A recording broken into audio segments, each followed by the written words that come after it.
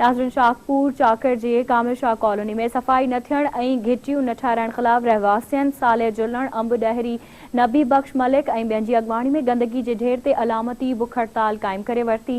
रहवासियुनि धरती टीवी जे रिपोर्टर आशिक़ हुसैन सां पंहिंजा वीचार कुझु हिन रीति वंडिया आहिनि। ये गली मुकम्मल ठही चुकी है पर कागज़नि में जीअं अमूमन सॼे पंहिंजो मुख़्तलिफ़ जायुनि ते मुख़्तलिफ़ इलाइक़नि में बि ईअं थींदो रहियो तो कागज़नि में उहा रोड उहे रस्ता उहे सफ़ाई जा जेके गुलदान ठाहिया विया पर सफ़ाई वग़ैरह कान थी ऐं इन ते अमल न थियो आहे। बिराए महिरबानी असांखे बाक़ाइदा गली पक्की कराए ॾिनी वञे। घाटियुनि में किचिरो तमामु घणो पियो आहे ऐं चेयरमैन खे 2-3 चकर चई चुका आहियूं। चेयरमैन वारा हा कनि था खणाइनि कोन था।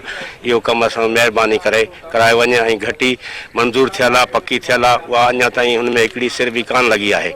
हीअ माना 20 फुट घटी आहे कागज़नि में ठही पई आहे ऐं जेको सो किन ॾिसो था असां चई दरख़्वास्तूं नालियूं सभु माना ईअं गंद में वेठा आहियूं ऐं हींअर असांखे तमामु मच्छर थियो आहे बीमारी पई आहे हिते।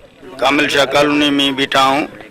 जेको हिन वार्ड जो मसइलो आहे हितां जो मुंतखब काउंसलर ई चेयरमैन टाउन कॉमेडी आहे अब्दुल गफ़ार उमरानी उन्ही जो ई जेको आहे टको आहे उन्ही जो ई एरियो आहे। हीअ तव्हां घटी जी हालत ॾिसी सघो था। 2017 में जेको आहे घटी करोड़ रुपया मथे जे हिसाब सां जेको आहे कागरनि में ठही वई हुनजो टेंडर पास थी वियो उनजा पैसा बि जेको आहे डिस्ट्रीब्यूट थी हर कंहिंजे जेको माना हिसे में अची आहे पर हीअ गलीअ में जेको आहे हिकिड़ी सिर बि न आहे लॻी। असांजी 6 वार्ड जा सभु दोस्त जेके रहवासी आहियूं कामिल शाह कॉलोनी में उहे अची हिते गॾु थिया आहियूं। अॼु असां एहतिजाजी कैंप हयो आहे।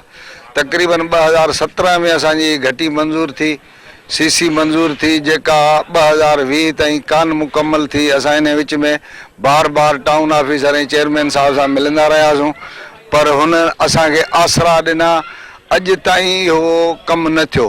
क्यों हमारे चेयरमैन अब्दुल गफ़ार उमरानी साहब को इतला दी जाती है कि हमारे इस कामिल शाह कॉलोनी में आकर हमारे गलियां भी बनाएं और ये गंदगी को जल्द से जल्द उठाया। असांजी घटियूं जेके आहिनि सो अॼु ताईं न ठहियूं आहिनि। महिरबानी करे असां ॿियो को मुतालबो तव्हां सां कोन था कयूं। गंद किचिरो खयो वञे। असांजा नंढड़ा ॿार जेके आहिनि वीचारा ग़रीब बीमार थी विया आहिनि। एहतिजाजी अलामती बुख हड़ताल कई आहे। उन्हनि जो मुतालबो इहो ई आहे त हीअ जेका घटी 20 फुट आहे हिन जो टेंडर 2017 में थियो उनखे उहे पैसा खाई विया ऐं घिटी पकी न कई वई।